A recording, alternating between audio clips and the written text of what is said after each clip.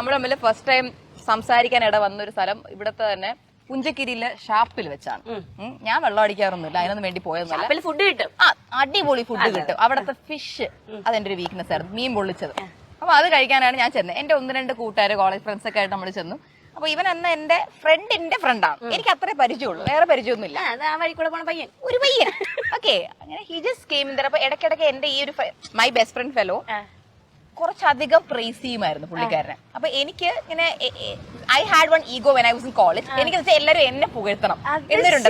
അത് അന്നത്തെ അസുഖം കൊടുത്തായിരുന്നു ആ ഫ്രണ്ടിന് എന്തെങ്കിലും മറ്റേ കൈക്കൂലി ഇല്ല.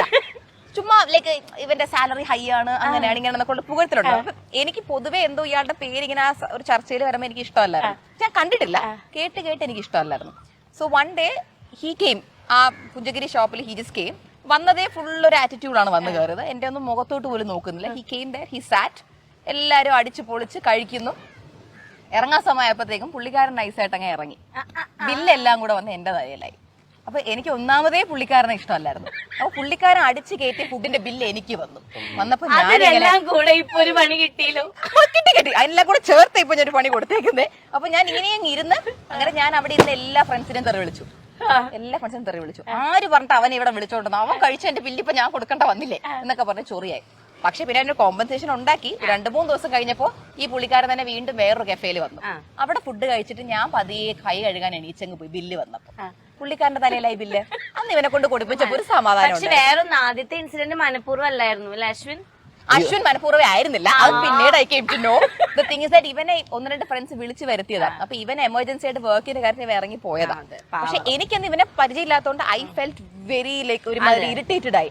ഇവന്റെ ബില്ല് നടക്കുന്നത് ഞാൻ അറിയുന്നില്ല. I made him pay my bill later on. So ഞാൻ മനഃപൂർവ്വം ചെയ്തതാണ്.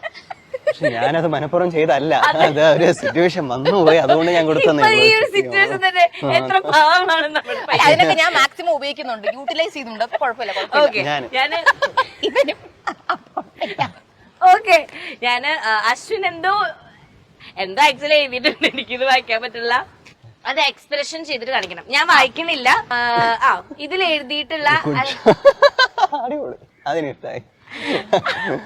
ഇതില് എഴുതിയിട്ടുള്ള പരിപാടി അശ്വിൻ ആക്ട് ചെയ്തിട്ട് നമ്മുടെ ദിയക്ക് മനസ്സിലാവണം. ഞാനത് ജഡ്ജ് ചെയ്യണേ, ഞാൻ ജഡ്ജാണ്. Okay, start camera rolling action.